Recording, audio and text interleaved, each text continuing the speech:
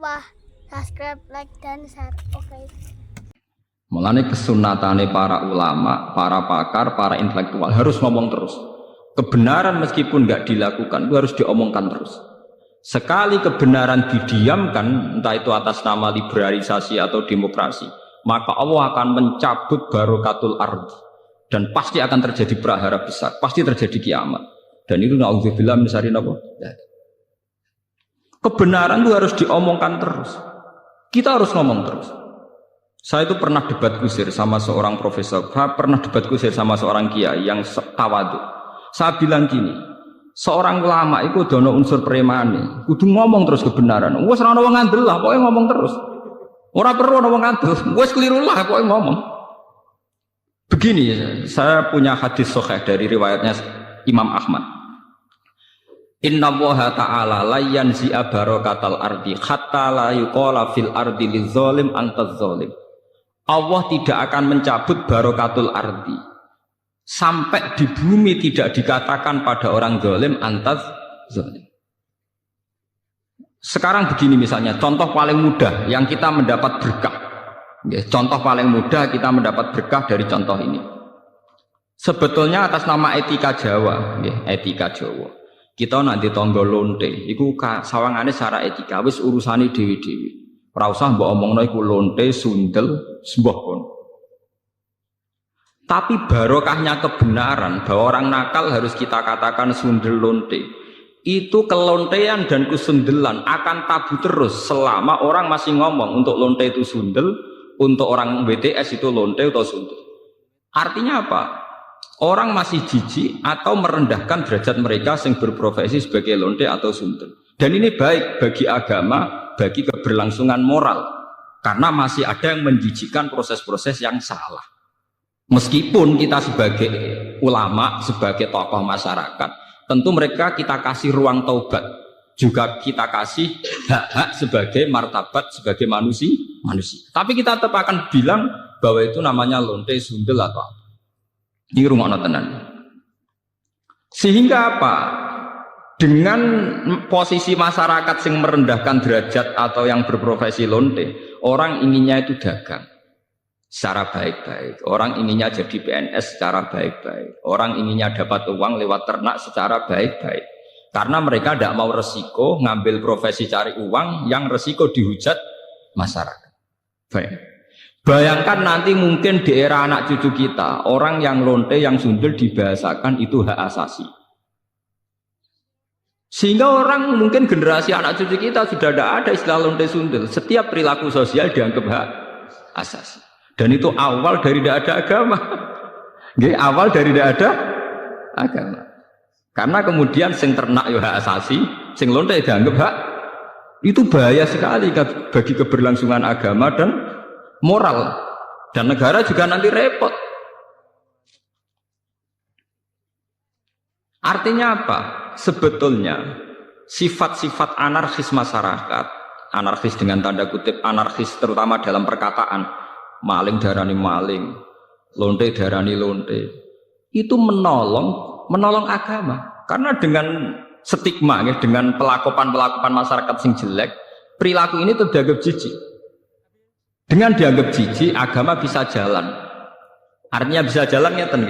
Karena si A yang lonte itu dihujat masyarakat, yang lain-lain nggak pernah ingin cita-cita jadi lonte. Sehingga masyarakat akan, bahkan mungkin anaknya lonte sendiri, karena tahu nasib ibunya dihujat, juga bercita-cita tidak jadi lonte. Coba kalau tidak mendapat hukuman dari masyarakat, ibuku begitu juga tidak ada apa-apa. Paham ya? Makanya lonte dan apa akan subur di masyarakat yang sudah tidak peduli dengan nilai-nilai ini. Misalnya di kota-kota besar atau di kawasan lonte. Karena sesama lonte saling tidak mengatakan tabu. Makanya aman. Dari itu pulau terkenang hadis riwayat Ahmad. Allah tidak mencabut barokatul ardi. Sehingga orang-orang zalim tidak dikatakan antas. Itu bahaya sekali kalau kita sudah tidak peduli terhadap itu. Nah, risalahnya Allah kepada Nabi Muhammad itu sing penting bahwa benar dikatakan benar, salah dikatakan salah. Tidak harus gol, tidak harus apa? Gol. Misalnya begini, Saya sebagai ulama akan ngomong terus kalau riba itu haram, bunga bank itu haram. Meskipun pakar-pakar ekonomi, pakar perbankan akan mengatakan hil sing mustahil sebuah sistem keuangan tanpa nopo, bunga, tanpa bank itu muhal. Tapi kita sebagai ulama harus ngomong terus riba itu haram. Saya tuh pernah ketemu sama orang yang membidangi perbankan. Pak Bah, saya akan ngomong terus kalau bunga itu penting karena itu harga mati dalam sistem perbankan. Ya saya bilang, saya akan ngomong terus kalau riba itu haram sebagai konsekuensi bahwa ulama harus mengatakan kalau riba itu haram. Tapi kan gak realistis, ekonomi itu tidak jalan kalau tidak ada riba. Ya saya bilang, kemelaratan itu akan jalan terus selagi yang kaya masih menghisap yang miskin. Ya itu memang saya akui akibatnya ya begitu ya sama. Artinya ya. Tapi kita akan menjadi bodoh ketika pakar-pakar ekonomi mengatakan tidak ada bunga maka tidak ada perbankan, ekonomi macet. Kita seakan-akan bodoh dan kalah. Sebetulnya mereka yang ngerti kok dengan sistem bunga maka akan terus terjadi penghisapan yang kuat sama yang miskin. Sampai baca tek-tek pidato direktur-direktur IMF itu sering mengakui harus ada perubahan sistem keuangan dunia. Tetap ada yang salah. Karena berkali-kali IMF itu kalau jadi dokternya negara yang kolab tambah parah. Tapi kenapa kita selalu ngaku apakah? Makanya kalau setuju wonten riwayat hadis dan ini sahih, idza dzaharatil fitanu wal bid'ah falyudhiril alim ilmahu. Ketika ada fitnah, ada bid'ah, orang alim sementing ngetokno ngalime, ora malah tawaduk muni kula mboten derek-derek. Fal yudhiril alim ilmahu. Orang alim harus menunjukkan kealimannya. Sing alim kudu ngaku ngalim. Paham? Ojo sing alim ngaku bodoh. Bahaya. Tawaduk sing bahaya. Fal yudhiril alim ilmahu. Sing alim kudu ngaku ngalim. Kalau tidak, wa illa fa alaihi la'natullahi wal malaikati wan nasi asma. Itu akan dekat laknat. Karena kalau kebenaran tidak diomongkan, maka nilai masyarakat pasti kacau. Pasti apa? Kacau. Misalnya begini ya, ini contoh dan peringatan sekaligus. Contoh dan peringatan. Wong-wong sing derek toreko, sing derek ngaji kula teng mriki, kudu tunjukno bahwa kita lebih bahagia. Haram ke melok toreko nek ijek kesak-kesik, ijek mesombat-sambat ra di dhuwit. Dosa gedhe. Elek-eleki toreko. Kowe sing ngaji ning kene kok ora iso seneng ya haram. Elek-eleki wong ngaji. Kalau dadi kiai mergo ora entuk gaji tetap kok susah, itu haram. Elek-eleki kiai. Kenapa saya mengatakan demikian? Begini masalahnya. Seperti tadi yang dikatakan MC Sa berkali-kali ngomong.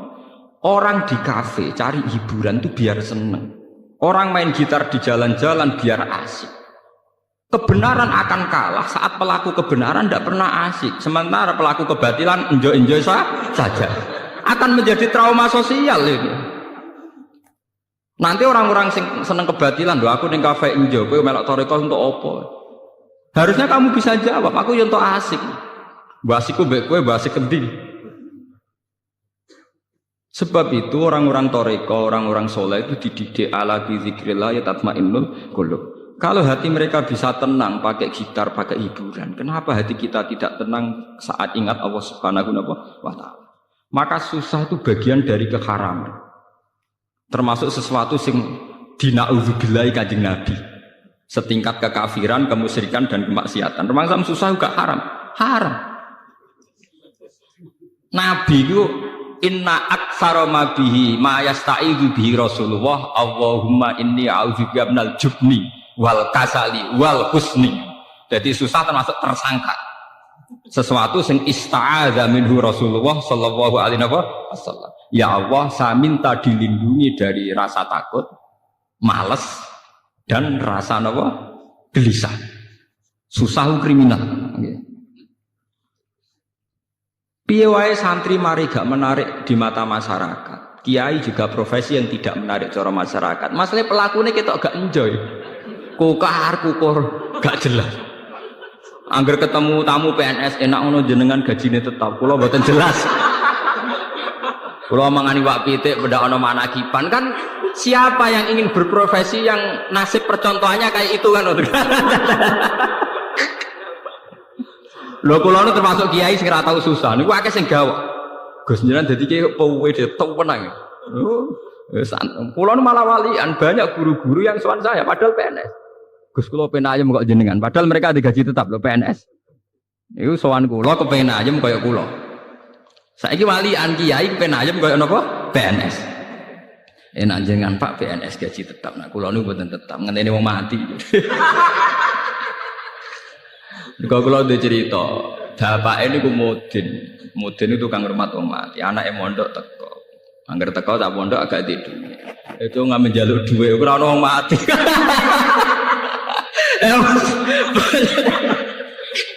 Bagaimana profesi kayak ini bisa menarik?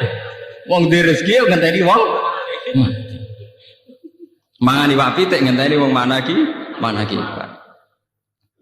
Bagaimana profesi kayak ini bisa menarik? Wis ngono secara fisik ya klunak-klunuk kukar-kukur.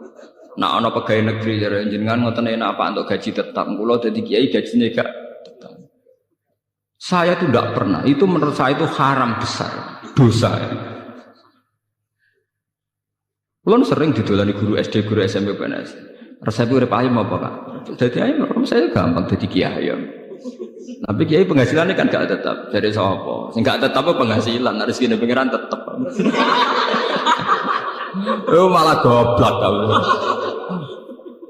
Rezekimu ngenteni tiap bulan. Rezekiku gak tetep kok saking seringnya gak tiap bulan. Aku kadang untuk rezeki tiap dino. Winter. Berarti sampe nak sering di duit. Malah goblok meneh darah rezeki mesti duit malah goblok meneh. Rezeki ora mesti duit, sehat ya rezeki, seneng ya rezeki. Iki malah dadi bodoh meneh darah rezeki mesti napa? Duit. Iku penyempitan ilmiah. Anak wong intelek ciri utamane ora goblok kamu. Termasuk goblok darane rezeki mesti napa? Duit. Berarti enak gak jadi kiai, enak banget. Jadi jelas. Eling lho nggih, termasuk susah iku ista'adza minhu Rasulullah. Inni a'udzubika minal jubni wal kasal wal hazan. Susah. Termasuk masalah utama umat Islam sekarang, kenapa tidak bisa kompetisi? Karena mental susahnya itu menghantui. Bagaimana orang bisa kompetisi, aman-aman susah, kukar-kukur? Tidak bisa. Orang bisa kompetisi itu kalau fresh, kalau dalam keadaan sigap, berlapang dada. Nabi ku iso hebat, itu termasuk rumusnya Sito. Alam nasroh lakanova sodrok, karena berhati lapang. Sementara problemnya wong soleh teng Indonesia, angger wong soleh ku identik mbek klunak-klunuk, kukar-kukur, sumpek. Dan itu dirasa tidak dosa. Mergo nyongkone dosa mbok zina mateni wong dan sebenarnya itu bagian dari dosa. Salah. Saya punya banyak ayat tentang ini. Misalnya ngeten. Qul bi fadlillahi wa bi rahmatihi fa bidzalika falyafrahu. Huwa khairum mimma yajma'. Wong Islam kudu yakin, nak wis dikai fadhole Allah, rahmati Allah kudu seneng. Wong nak wis iso seneng luwih hebat timbang liyane. Tapi kita seneng masalah, mergo dibunuh oleh tomak kita. Saya seneng dadi kiai, nak santrine akeh, undangane akeh. Seneng kok repot. Ngenteni santri akeh ya nak ora. Ngenteni undangan akeh ya nak ora. Nak cara hikam mulai ngajari gampang. In aratta antas ta'izza bi izin la yafna ya fala tasta'izza bi izin sing yafna. Kalau kamu ingin punya harkat yang tinggi dengan derajat yang tidak pernah lapuk, tidak pernah hilang, maka kamu jangan merasa terhormat oleh sesuatu yang mudah hilang. Misalnya kados kula wonten kiai, nganti saiki nggih pengaruh. Tapi kula mboten bodoh, kula ora ngarah seneng perkara sing ngaji akeh, seneng mbek sampean-sampean ora jelas-jelas mboten ngarah. Karena ini sesuatu yang bisa hilang. Bisa nopo? Saya ngaji di sini seneng karena saya melaksanakan perintah Allah. Perintahnya Allah pada ulama disuruh ngajar. Saya ngajar berarti sedang dalam posisi perintah Allah. Dan saya pasti senang karena dalam bingkai perintah Allah Subhanahu wa taala. Titik. Dan itu senang yang abadi. Sehingga yang ngaji 10 ya saya enjoy, yang ngaji 5 ya enjoy, 2 ya enjoy. Karena sama-sama dalam bingkai perintahnya Allah Subhanahu wa taala. Sehingga kesenangan saya akan abadi. Jika kamu ingin luhur dengan sesuatu yang tidak hilang, maka jangan luhur dengan sesuatu yang bisa hilang. Misalnya bergantung senangnya manusia, bergantung rezeki, bergantung uang. Itu sesuatu yang mudah apa? Hilang. Kalau nanti tangleti, Nah, misalnya jenengan terus jatuh, ora ono sing seneng jenengan, ora ono sing hormat be jenengan. Jatuh kuning dia atau jatuh paling banter wong ra seneng. Gampang to. Nek ijek dhe murid yo ngak ngibadahe mulang, nek gak dhe murid ibadahe sabar gampang to. Allah ora kurangan stok cara ibadah. Kena di dhuwit ngamalem yo infak, nek gak di dhuwit ngamalem sabar gampang. Artinya saat kita mulang yo fi amrillah dalam perintah Allah, saat kita karena ada alim juga tidak punya pengaruh, sabar ya dalam perintah Allah. Ojo sampai kowe kriminal terus. Pas mulang santrine akeh niat riya, pas rada santri drengki, lha iku sempurna elek. Mau pas mulang ora bener niat riya, pas dhewean jebule drengki, elek-elek wong. Nah, kalau orang sudah punya mental demikian, itu benar-benar ma anzalna alaikal qur'ana apa litasqa. Bahwa resep Al-Qur'an Al-Karim itu tidak resep sing membahayakan, tidak resep yang membawa cilaka. Saya itu pernah di seminar ditanya, Pak Bahak, bagaimana Anda bilang kalau konsep Quran tidak membawa celaka, sementara di antara konsep Quran itu jihad. Jihad itu perang, perang itu membawa kematian. Kalau dalam bahasa militer, orang itu kalau tidak perang itu sama dengan membunuh satu keluarga. Tapi kalau perang yang mati itu hanya satu. Begini misalnya, ketika Nabi di Madinah punya kekuatan, taruh saja yang pernah nyata itu 300 orang. Wong kafir 700 wong misalnya dalam perang Uhud nopo Khontang misalnya. Umpama Nabi ditantang Abu Jahal CS kok gak wani. Itu artinya apa? Nabi mateni wong sak Madinah. Karena kampungnya pasti di bumi hanguskan, yang dibunuh itu perempuan, laki-laki dan anak-anak. Tapi Nabi ketika maju perang paling sing mati mau 70 selawe, kowe ora mesti. Mboten apa? Mesti. Jadi konsep perang adalah konsep penyelamatan. Justru dengan perang itu yang selamat lebih banyak. Kowe wong pinter oleh mikir dangkal. Saat pengusiran Belanda, pengusiran Jepang dari bumi pertiwi Indonesia, sing mati hanya para pahlawan. Umpama pas iku pahlawan kita tidak perang, mungkin sampai sekarang kita jadi anak turunnya Belanda, jadi budak sampai saiki. Barokah perang, sing mati hanya para pahlawan. Mungkin di bumi hanguskan. Jadi semua konsep Quran itu tidak ada yang bawa cilaka, itu tidak ada. Sebab itu di Quran yang tafsir yang masih orisinil itu wala tulqu bi aidikum ilat tahluka bitarkil jihad. Tafsir-tafsir yang masih orisinil, jangan jatuhkan kamu, jangan menjatuhkan diri kamu pada kerusakan bitarkil jihad. Orang itu kalau tidak mau perang, tidak mau kompetisi, tidak mau seperti bumi Indonesia para mati pahlawan. Pas umpam iku lawan kita pahlawan muda ada sampai sekarang mungkin sampai jadi anak kita Belanda turunnya pelonyo jadi sampai budak perang sing marang parah dia hanya pahlawan di bumi mungkin kan dihangus. Jadi semua di Quran konsep yang bawa sudah ada itu kecil sebab itu Quran itu di tafsir yang si orisinil yang masih sinil itu tul bala di bi elatikum tahlu bitar jihad. Tafsir yang masih tafsir teori jangan jatuh kamu kan jangan diri kamu akan dirusak pada bitarkan jihad. Itu kalau orang perang tidak mau kembang, tidak mau di bumi pertiwi Indonesia sing mati hanya para pahlawan. Umpama pas iku pahlawan kita tidak perang mungkin sampai sekarang kita jadi anak turunnya Belanda, jadi budak sampai saiki. Barokah perang sing mati hanya para pahlawan. Mungkin di bumi hanguskan. Jadi semua konsep Quran itu tidak ada yang bawa cilaka, itu tidak ada. Sebab itu di Quran yang tafsir yang masih orisinil itu wala tulqu bi aidikum ilat tahluka bitarkil jihad. Tafsir-tafsir yang masih orisinil, jangan jatuhkan kamu, jangan menjatuhkan diri kamu pada kerusakan bitarkil jihad. Orang itu kalau tidak mau perang, tidak mau kompetisi, tidak mau seperti bumi Indonesia para mati pahlawan. Pas umpam iku lawan kita pahlawan muda ada sampai sekarang mungkin sampai jadi anak kita Belanda turunnya pelonyo jadi sampai budak perang sing marang parah dia hanya pahlawan. di bumi mungkin kan dihangus. Jadi semua di Quran konsep yang bapak sudah ada ini kecil lagi. Sebab itu Quran itu di tafsir yang si orisir yang masih simil itu waktul bala edi bi alat